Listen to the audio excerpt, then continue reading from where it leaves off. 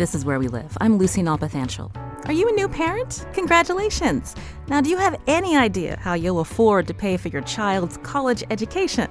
Coming up, we'll talk with the financial planner about the tools families can use to plan for the high cost of college.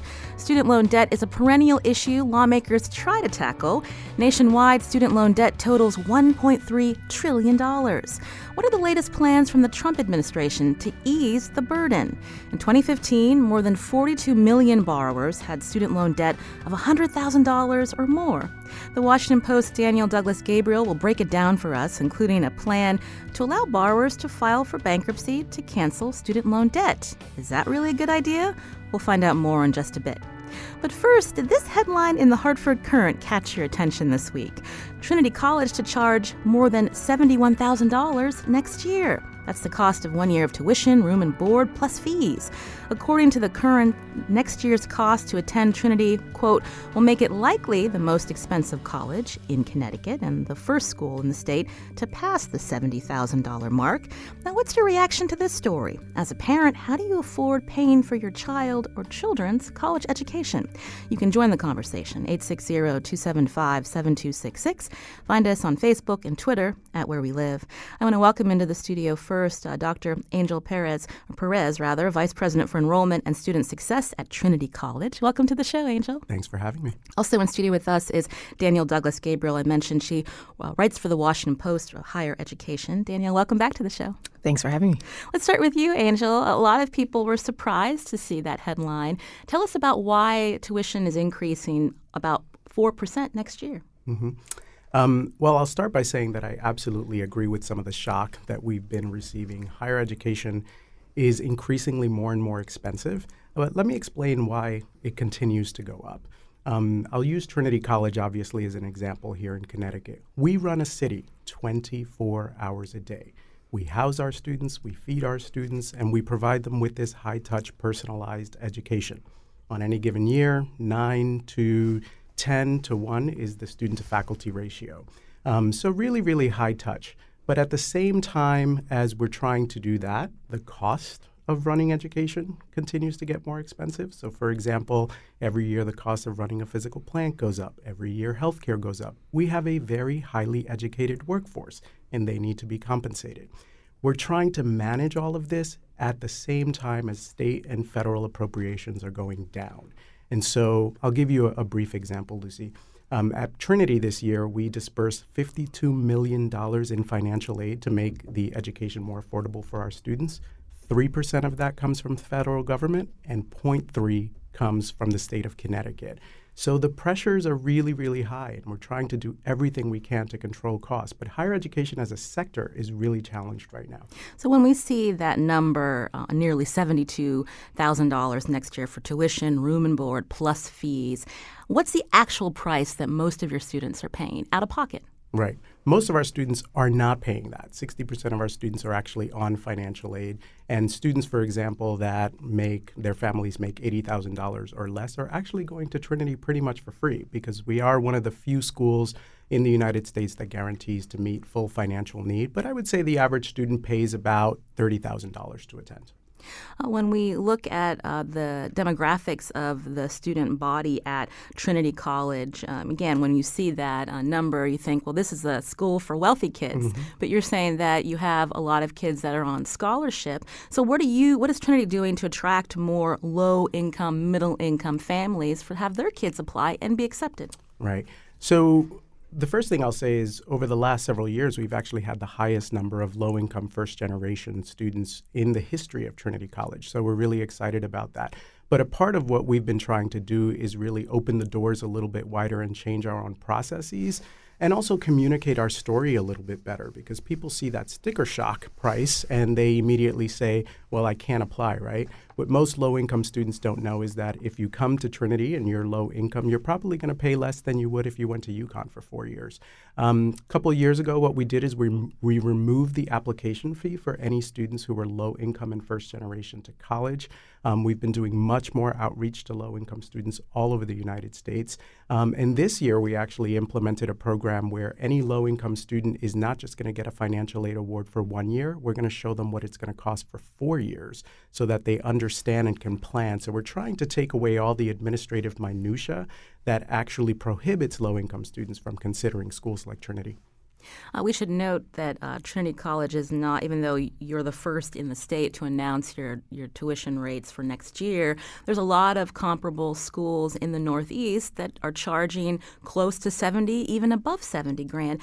Danielle, can you give us some perspective on the colleges and how much tuition is increasing in the Northeast? Sure. So NYU, Swarthmore, George Washington University in D.C., there are quite a few schools who have price tags over $70,000. But as Angel mentioned, very few of them actually charge that full price because there's something called a discount rate. This is the percentage of which schools take off of the sticker price based on how much financial aid you qualify for. So many students who are low income or middle income actually tend to pay 40% less than that sticker price. The trouble is that sticker price tends to scare off a lot of families. So psychologically, some schools are realizing that they have to be a bit more transparent about their pricing and explain how the sausage is made. We've also seen a lot of tuition resets. Now, this is where private schools in particular start to reset their number, so to bring the sticker price closer down to what the actual discount price would be. So families would say, well, instead of having to pay $50,000, well, it's actually closer to $25,000. Well, I could try to see if we can manage that. It doesn't necessarily save the students a lot of money, but it's a more honest approach to where the pricing will actually come in for the majority of the population. So Angel Perez, Vice President for Enrollment and Student Success at Trinity College, this reset, is this something that Trinity does? Yeah, actually, so one of the things that we've really been trying to do, and it goes back to the point I was making earlier, that we really need to do a better job of communicating how the sausage is made and helping students understand what the average price is. And, all colleges and universities in America, we certainly don't make this process any easier for students. The reality is every single student pays a different price based on income levels, scholarship, and at other colleges as well, merit aid might potentially bring down the price. So we're all thinking about that reset strategically. You were mentioning that Trinity College, like many colleges that have a lot of students who live on campus, you're really running a small city. But what is the tipping point? So when we look at in 2018, you have colleges charging more than 70 grand. What's it going to be like in 10, 15 years? When is this going to, at some point, reach a level that is no longer sustainable? In my humble opinion, we have arrived. We are talking about this not only at Trinity, but I serve on several national boards that talk about these issues as well. And we're realizing that this is no longer sustainable, not only because you have fewer and fewer students who can actually pay that sticker price, but also that you have a declining high school age population, particularly in the Northeast and in the Midwest. And so that formula together really causes an implosion. So what we're talking about in higher education is how do we rethink our financial model, because that actually does not work. How do we diversify our revenue sources and decrease the dependency on tuition? And also, how do we engage the philanthropic sector to invest in us more? And we really have to do something about the federal and state government investment as well. Daniel Douglas Gabriel, again, covers higher education for the Washington Post. 10, 15 years from now, could we see a lot of these colleges closing? Because as Angel mentioned, the trend is there are fewer students that are enrolling? So it depends on the size of the college. Now, if you read a lot of the Moody's Investor Services reports, small private universities, these are the schools that have less than 3,000 students oftentimes, are seeing an immense amount of pressure on enrollment because, as Angel mentioned, there is a declining population of high school age students in the Northeast and the Midwest, so they just don't have the population to draw from. As a result of lower enrollment, that's less revenue. And with less revenue, there is going to be difficult to keep their doors open. Now, I'm not saying that we're going to see 10% of those schools go away in 10 or 15 years, but I think Sweetbriar in Virginia is a good example. This is a school that has a great historical significance to that community, but just wasn't really able to keep its doors open. They tried to close. The alumni tried to save them, but they're still struggling. The economics just doesn't necessarily make sense, and I don't know if a lot of schools are going to be able to get out of that. This is Where We Live. Again, we're talking about the cost of a college education. You can join the conversation, 860-275-7266. Coming up, we're going to hear from some federal and state lawmakers about what's being done to help students, help families, so they're not being saddled with hundreds of thousands of dollars in debt, which they may never get to be able to pay off. Again, you can join the conversation, 860-275-7266. Matt is calling from Hartford. Matt, go ahead with your question or comment. Hi, thanks for taking my call. This is a very, very interesting conversation. I guess I have two comments. One is related to, you hear a lot about, low-income students, and that's important. And then you have, of course, at the other end of the spectrum, you have the 40% of students who are not receiving financial aid, who are presumably paying full price. And I'm just curious about, middle to upper income parents, families making, in the low six figures, are those students just frozen out because it's, families for whom $70,000 is a lot of money, and maybe they're not getting the financial aid. And the other piece of my question is something that I don't think has been addressed yet is the salary data. Now, the U.S. Department of Education recently put out a data set, and it shows there's a lot of interesting data there. But one of the interesting pieces is salary data of students 6 years after graduation, that is 10 years after entering. And if you look at that data for the liberal arts colleges, it's disheartening. I'm a big proponent of the liberal arts, and I'm a graduate of a liberal arts college similar to Trinity. And, those numbers just don't seem to be keeping pace with, the similar, earnings figures for other colleges, particularly those with pre-professional programs. And, in an era where colleges are charging over $70,000, I would just like to hear, particularly the liberal arts community, respond to that issue. Good questions, Matt. Thank you for your call. Angel, let's start with that first one, the question of families who make maybe, like you said, the low six figures, but still $70,000 is a lot of money when you've got mortgages, you've got other things to pay for, and they're getting frozen out of financial aid. How are they going to be able to afford this moving forward? Yes, and thank you for your question, Matt. I absolutely agree with you. The middle class is really the population that I'm worried about the most right now, particularly in private higher education. If you are a low-income family, that cost is going to be covered. If you're a high-income family, you're not necessarily worried about paying. But the middle-income population, we are seeing a decline at colleges like ours. And a part of it is because the federal financial aid formula is not kind to middle-income families. And so part of what we are trying to do at the national level is really advocate for a change in the formula because, remember, we have to abide by federal financial aid guidelines. So what institutions have been doing and what we have been doing at a place like Trinity is really trying to use our own funding, not federal funding, but the Trinity College financial aid funding to try to incentivize more middle-income families to attend. And then, Danielle, did you want to take the second question, just asking about earnings when people graduate from liberal arts colleges? How are they able to make ends meet when they've got these big bills? I mean, I think it's important to note that data that the caller mentioned does also come at a time during the recession, right? So we saw pretty much an economic downturn that affected everyone, regardless of if you attended a liberal arts school or a more professionally geared school. It was a time of which everyone's salaries, for the most part, went down. So I think that kind of shifts the data a bit so that we're going to see a lower earnings amount maybe 6 years out. But I will say, and I think this is encouraging, for the most part, most mid-career students who study liberal arts or go into the humanities start to see their salaries start to match some of the other like business professional fields and such. Will they ever make what engineers do? Probably not. But they can still eke out a pretty good, solid middle class income mid-career.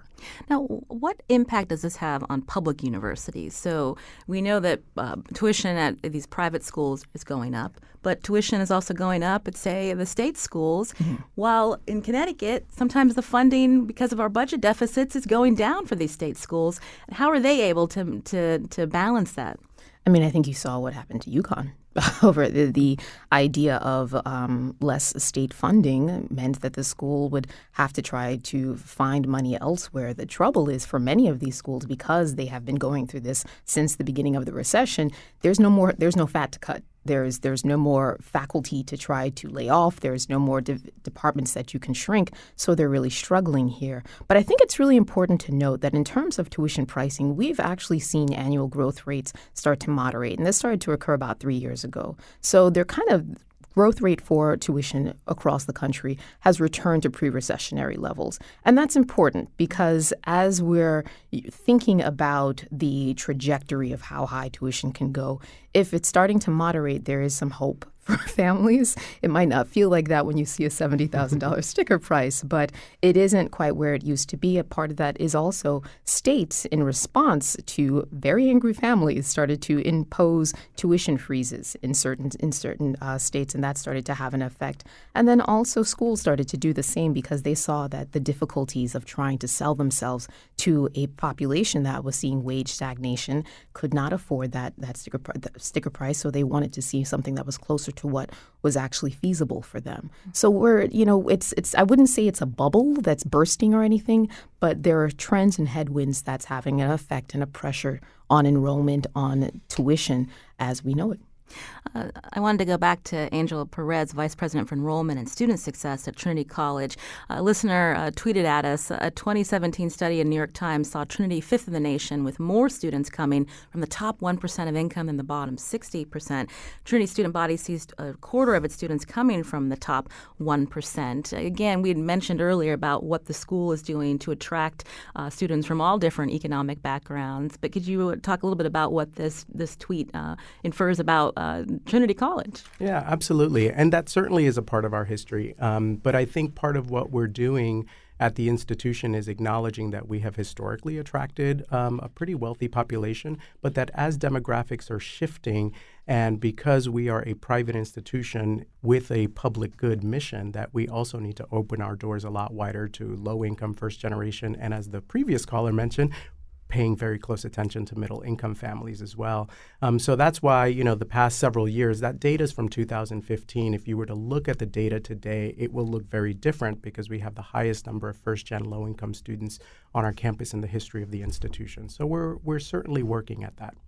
I mentioned earlier about, what college will look like in 15, 20 years. Is the whole concept of how we view the college years changing? This idea that, your child becomes an adult, can go live away from parents, live on campus, become independent, but because the cost is rising and schools have to pay for that room and board and all the services that are provided, is it going to be more of a shift where you see more students living at home and just going to school to get their classes and that degree, but not living on campus anymore?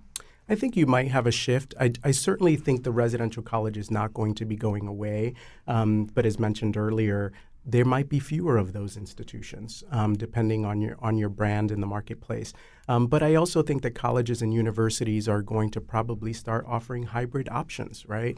So we might see more and more institutions delivering classroom instruction, and then a certain part of that happens online, where it's a lot less expensive to run. So we are going to have to, as a higher education sector, think about a lot of different kinds of models to help bring down the price. I want to take one more call before we head to break. Jason's calling from Avon. Jason, go ahead. We have under a minute. My comments are this. Firstly, I think colleges in the U.S. have to rethink why general subjects are offered to students. If they've already been through K through 12, they should have covered on those adequately. I'm an engineer, and I come from Australia, as you might have guessed from the accent.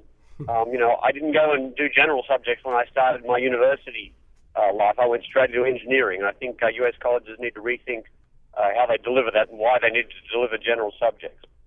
That's all I've got to say.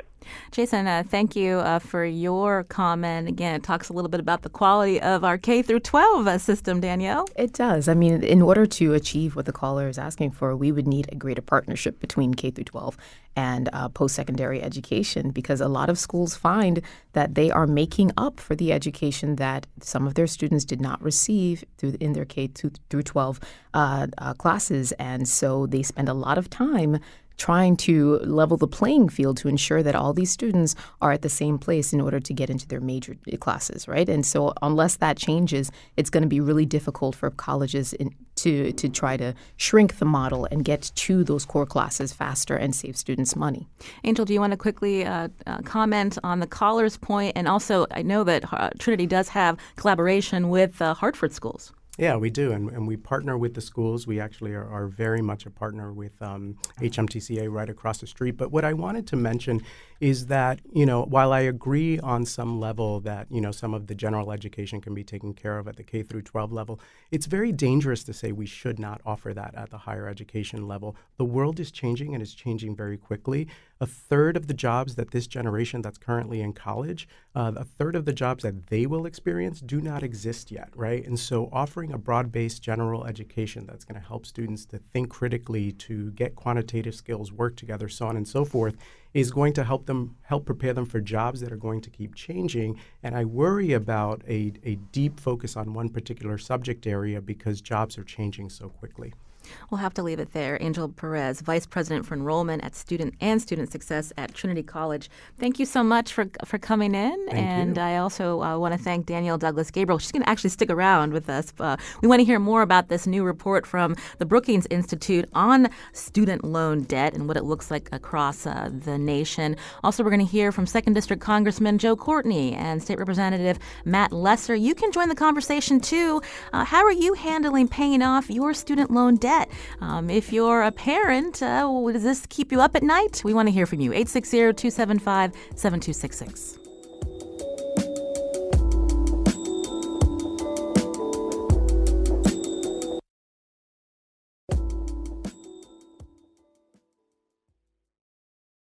This is Where We Live. I'm Lucy Nalpathanchel. Today we're talking about higher education, student loan debt, and you can join the conversation too, 860-275-7266.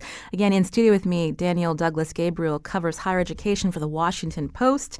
Before we take some more calls and hear from some lawmakers, I wanted to talk about this new report from the Brookings Institute titled "The Looming Student Loan Default Crisis is Worse Than We Thought." What are some of the big takeaways, Danielle? I think some of the most interesting aspects of this. Now, this report is based on a cut of data from the Department of Education that looks at the long-term effects of borrowers trying to repay their loans.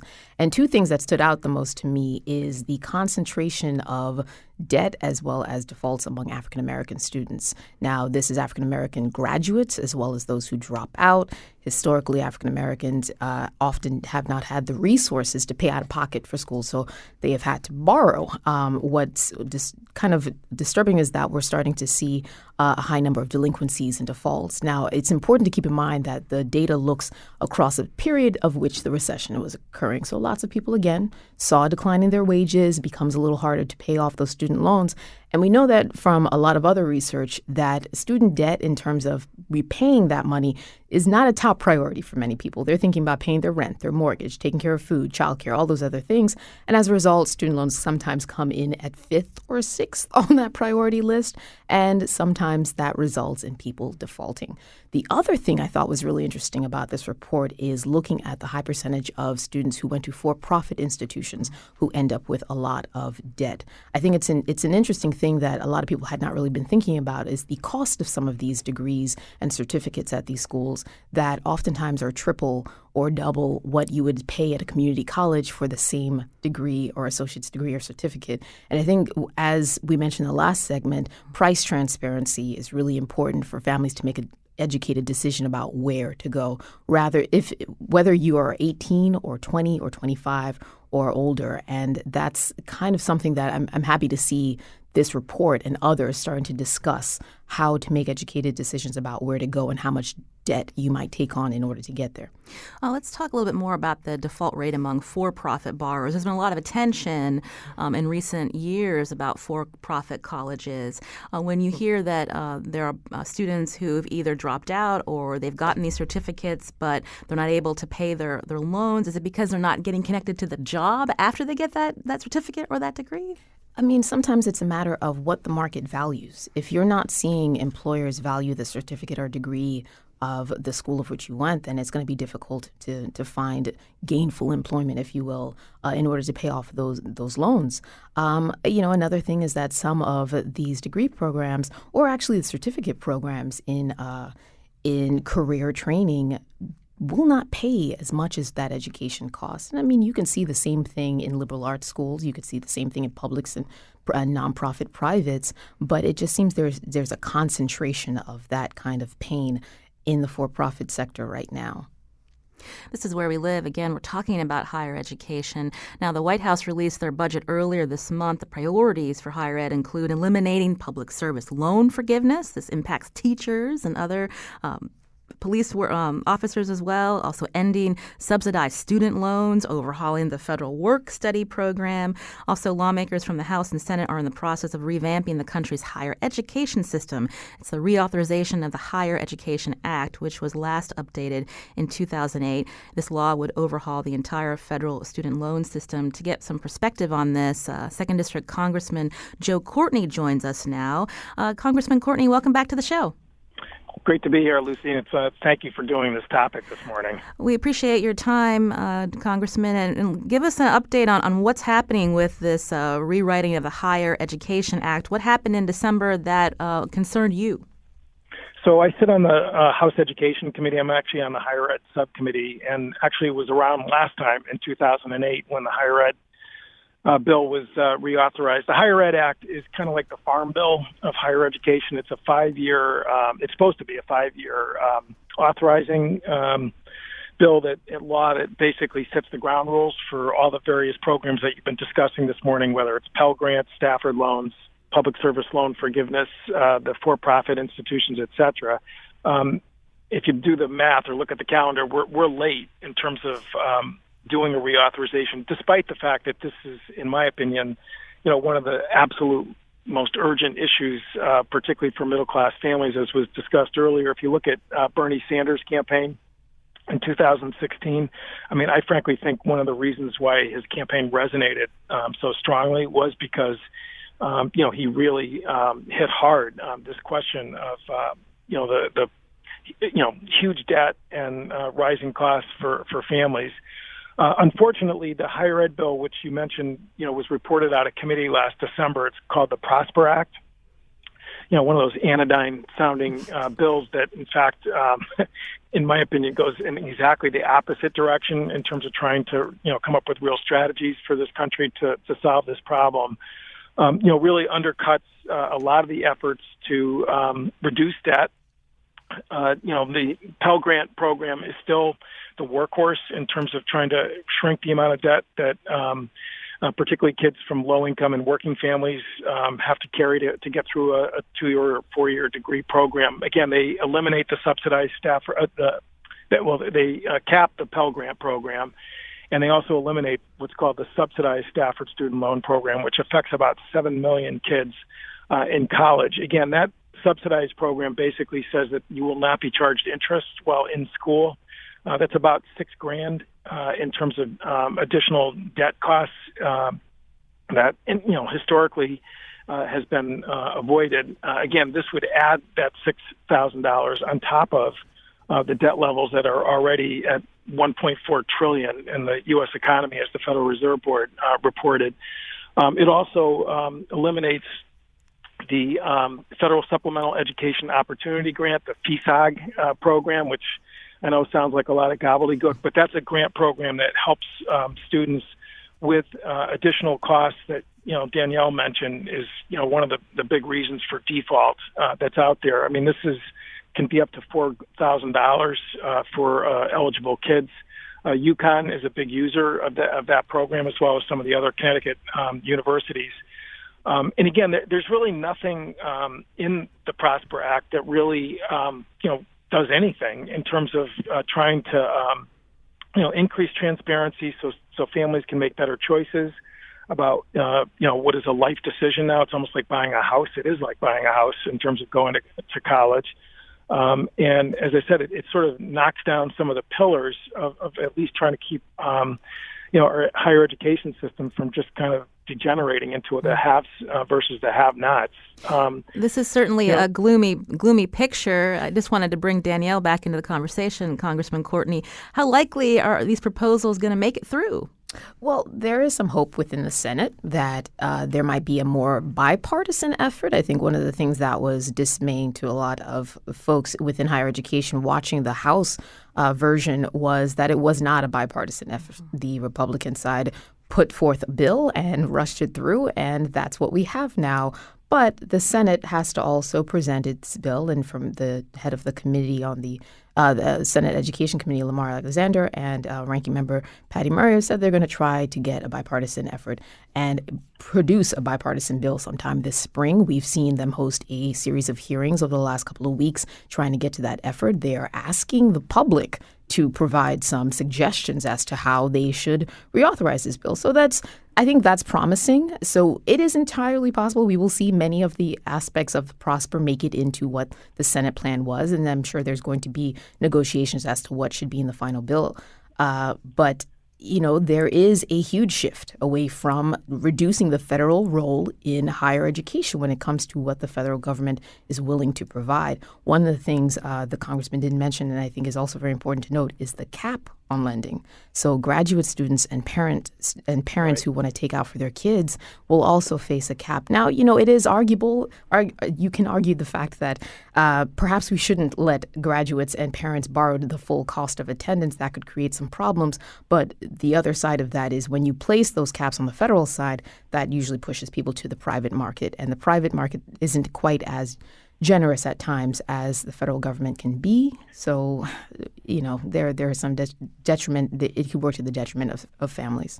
Congressman Courtney, did you want to also, respond? Just to jump in, as the Trump budget that you mentioned, Lucy, and the Prosper Act, they actually eliminate the Public Service Loan Forgiveness Program, which goes back really to Eisenhower and was really, in my opinion, a very smart, targeted way of making sure that critical occupations and skills don't get drowned out with high debt and borrowing costs. We did a press conference in Hartford after the Prosper Act passed with a young woman who is finishing up medical school. Again, Air Force veteran, used her GI Bill, went to UConn and is, just totally committed to primary care medicine, which has the lowest reimbursement rates. And the Public Service Loan Forgiveness Program is the strategy that someone in her position can employ so that she can actually pursue, that area of medicine, which we're going to have a crisis in terms of physician participation in family medicine and pediatrics if we don't pay attention. And, basically cutting off that avenue for individuals like her is again, going in exactly the opposite direction in terms of, not just helping students, but also making sure that as a country, we're going to have people able to fill critical skills and occupations without, spending, an adult lifetime in hundreds of thousands of dollars of student loan debt, which is exactly where she is today. We mentioned this figure again, this $1.4 trillion debt that I think 44 million people in this country carry. There's suggestions of the most recent report by the Levy Economics Institute at Bard College suggests the federal government could actually cancel $1.4 trillion in the student loan debt that impacts 44 million Americans. That would actually boost the GDP by an average of $86 billion to $108 billion over the next 10 years, and just a modest impact on the deficit and inflation during that same time period. Is this something that could ever happen, Congressman Courtney? Would you support that? Well, it's ironic that if you look at the tax bill that just passed, it had a deficit impact of $1.5 trillion. And I think, clearly there's a lot of good analysis that shows that it is not going to have the benefit to the economy that, initiatives like, looking at the overhang of $1.4 trillion of student loan debt is out there. There is a student loan forgiveness legislation, which I am the sponsor of in the House, which has about 170 co-sponsors. Elizabeth Warren has the companion bill in the Senate, which would at least allow people to refinance down legacy debt that even in the Stafford program can still be 6-7%. Just from where notes were 4 or 5 years ago before we passed the Student Loan Certainty Act, which at least moderated the interest rates for recent students using the Stafford loan program. That would basically result in a revenue loss to the federal government of roughly about $50 to $60 billion. But all that money would go into debt holders' pockets, and certainly would be a boost in terms of the economy to allow that to happen. Again, I offered it as an amendment when we did markup of the Prosper Act, and the Education Committee again was defeated on a party line vote. Speaker Ryan has had the opportunity to bring our bill to the floor, not just in the 115th Congress, which we're in today, but the last Congress, and again, has totally blocked consideration of it.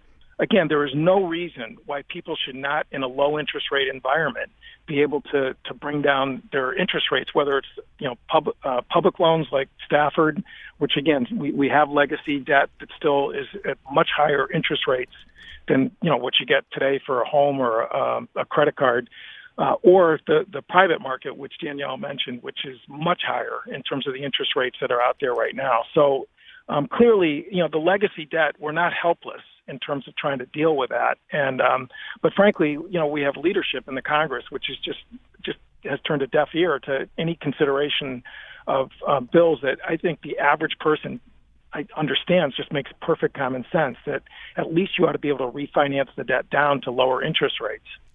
I want to thank 2nd District Congressman Joe Courtney. Unfortunately, we've got to leave it there, but I have a feeling we're going to talk about this again. We thank you for your calling in today. I'll be back. Thank you. And This is Where We Live. Again, we're talking about higher education and the proposals coming out of Washington that impact borrowers around the country and future college students. In studio with me, Daniel Douglas Gabriel. We wanted to find out how the Connecticut General Assembly has worked to address the cost of college, including ways to ease student loan debt. Joining us now is State Representative Matt Lesser, chair of the Legislative Banking Committee.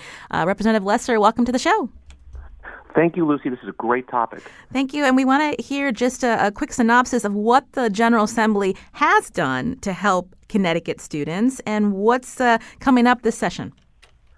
Well, great. Well, first of all, I want to say I'm really concerned about what this means for Connecticut's economy. We desperately need students to go to college if we want to compete.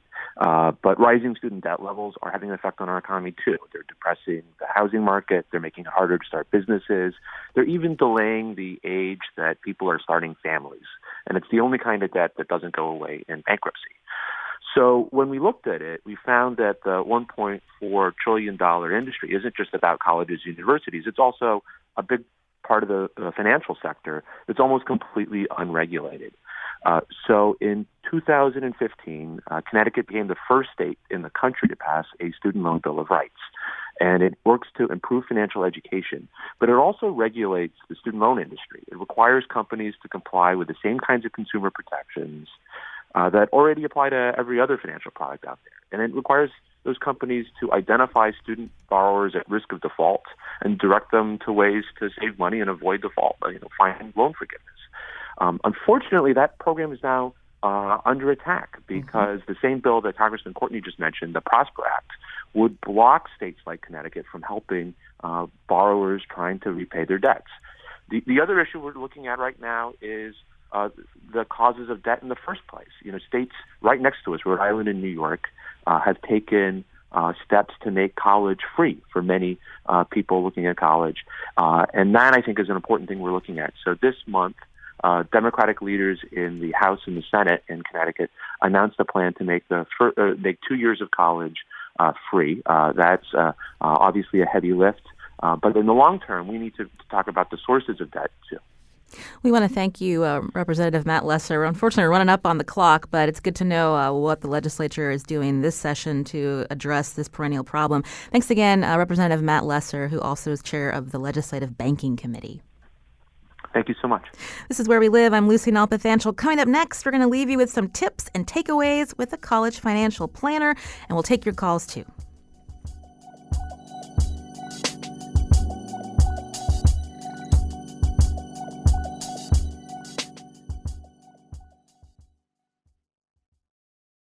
This is Where We Live. I'm Lucy Nalpathanchel. Today we've been talking about paying for college, managing student loan debt. What are some tools families and students can use to avoid being saddled with a huge loan balance that will take years to pay off? Fred Amrine joins us now on the phone. He's a certified financial planner, also author of Financial Aid and Beyond, Secrets to College Affordability. Fred, welcome to Where We Live.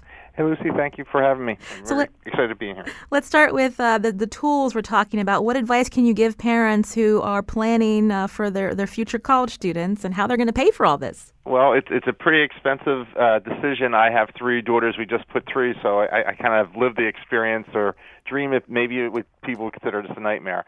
I think the biggest thing is projecting the outcome, and that's one of the shortfalls in the process is there's no good place to find that. We're developing a tool. We have some of the tools already done on EFC Plus, but the schools only give you information 1 year at a time, and many of our children are facing advanced degrees. So the new world for us as parents is to envision our child's life at age 25, which makes it even more daunting and more expensive.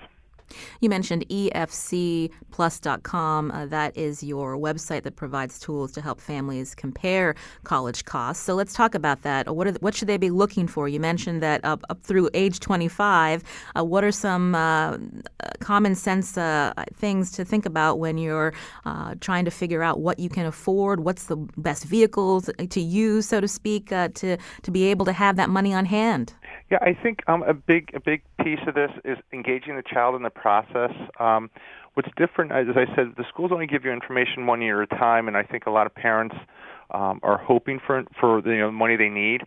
We take a little different approach. We ask what you have saved and what you can afford per year, and then put it all in one place, projecting what the cost is based on the school's historical gifting policy, and then what actually you receive. So one is understanding what you'll pay at each of those schools based on the award package you get, and that will change each year.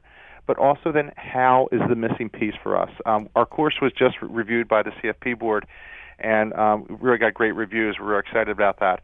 And the how is what's missing. How we structure the debt drives our loan repayment options, and who's legally responsible for that. So that's not really transparent in the process, and that's what we're bringing to market. Danielle, did you want to respond to what Fred is saying about transparency? I think that's a very smart way to go about thinking about which college to select. I'd also encourage parents to ask admissions officers about front-loading. It's a practice where schools only offer scholarships and grants your freshman year, and they go away sophomore, junior year. It's important to make sure that whatever package that you're seeing from the outset will continue on as prices climb. I've also heard in some instances that it's useful to think about tuition increasing at least 3% every year. It might not necessarily happen, but it kind of gives you a sense of how to plan financially. I want to take a call. Bill's calling from Stanford. Bill, go ahead with your question or comment. Hi. My children have 2 of the 3 have graduated from college. One's still in college, and Mom and Dad have covered the cost of an undergraduate education primarily by borrowing off of the value of our home through home equity loans. But now we're putting the responsibility for paying for any future college or graduate school on the children. And we find that somewhat disappointing that although they're applying for financial aid as young people in the community with limited income, that there is very little financial aid. And I think a previous caller was addressing the issue of medical school and the substantial amount of debt that one would accrue. We're seeing that also with our children, substantial amount of debt, not for undergraduate education, because Mom and Dad have absorbed that, but with graduate school. And I'm just wondering if there's any suggestions on how to address that. I think that there was also conversation about loan forgiveness that no longer is being offered by the federal government. The other inconsistency, it seems as though a corporation gets to deduct the cost of investment in education. Why not the individual? If the individual is investing conceivably hundreds of $1,000s in a graduate education, why can't that be, for instance, deemed an investment and depreciated on their taxes. Good question, Bill. I want to have Fred Amrine address those for you. Yeah, there's a few things there. So the proposed, at least what's in the Prosper Act right now, the public loan forgiveness or public service loan forgiveness actually will go out to 2034. So it can include or qualify up through 2024 is currently what's being proposed. So there is, again, as I said earlier, understanding how you structure your debt and then where the student is going to be employed really dictates what their financial future is. And I think that's the transparency part that's missing. We don't see the financial consequence of that when we make these decisions. And again, that's what we're trying to bring to market is this transparency. As far as the deductions, under the new tax code, that was still in place. They can deduct up to $2,500. Now, the part of the problem is, and this is another problem, is the lack of financial literacy. This is probably one of the most complex things outside of maybe your retirement planning that parents and children go through. When you really look at this process, you have to understand the financial aid process. You have to understand the tax strategies, and there are numerous ones. You have to understand how you structure your debt. You have to understand the loan repayment options that you have, and then also the college savings plans, how to use your money the best way. And again, we totally underestimate the complexity here, and that's what we're trying to do is bring this both to the advisors and to the families. Fred, we just have a couple more minutes. We didn't get a chance to talk about this proposal coming out of the Trump administration that would actually allow people who are filing for bankruptcy to take into account their student loan debt. That would be a change. What's your take on that? So I think it's a Pandora's box, personally. What happens there, education, and it is also one of the problems, is we have easy access to funds, which kind of hides the financial decisions. If we should open up, and let me give you a comparison to compare it to buying a house. Think of what we need to go through in the approval process to give us the money to buy that house. If we move that same process and add bankruptcy into this process, accessibility will be affected greatly, I think, in my eyes. Because in a house situation, the bank has some asset that they can reclaim. If they do the same lending for an education, they really have no hard asset. So that will be, if that should happen, I think accessibility will become a problem for many families, personally. We're almost out of time. Fred, where can our listeners go to learn more about how you're helping families navigate this? Yeah, I would tell everyone we write a really great newsletter. It's called efcplus.com. And on that website, we have two tools. One is for parents that are trying to plan for college. It puts all the information in one place. It saves them a boatload of time and money and frustration and stress. And then also an in-college tool. And I think there's 20 million students that are making ongoing decisions every year which will affect their financial future. And that in-college tool can really help a lot of families and parents navigate this process and see the outcome. And it puts all the loan repayment options in one place. Fred Amrine, again, is certified financial planner, author of Financial Aid and Beyond, Secrets to College Affordability. Fred, thank you for your time. Thank you. Thanks for having me. Have a great day. Thank you. I want to go back to Danielle Douglas Gabriel again. She's been in studio with us for the hour, covers higher ed for the Washington Post. So what are some big takeaways in terms of what is likely to go away, again, when we look at what Congress is debating? So it's a little difficult to say right now. I would caution that public service loan forgiveness is being proposed to go away. It has not happened yet. I get a lot of emails and calls from a lot of very worried medical students. We haven't seen enough political will in Congress to really get rid of this program. Lots of people benefit from it, and I think it would be very difficult to see it go away in full. And that's another reason why you didn't see the same proposal which was made in the last White House budget didn't go anywhere. So let's hold off on being too concerned, but certainly for folks who would benefit from that, they should pay attention. The other thing in the bankruptcy thing, the Trump administration hasn't exactly said what it wants to do on bankruptcy. All it has asked for is public comment in the next 3 months on how they should define what's called undue hardship. Right now, it is notoriously really difficult to discharge your loans in bankruptcy unless you can prove undue hardship. And what that means is that judges get to decide whether or not your situation fits that criteria. And it's not a criteria that's defined. So this might actually finally give a definition. It could broaden it. It could narrow it. We really don't know. But the kind of hiccup here is that we have income-driven repayment plans. Now, these plans allow you to pay as little as $1 for your loan. So I don't know if we're going to see bankruptcy really come back into this space the way some would like to see it.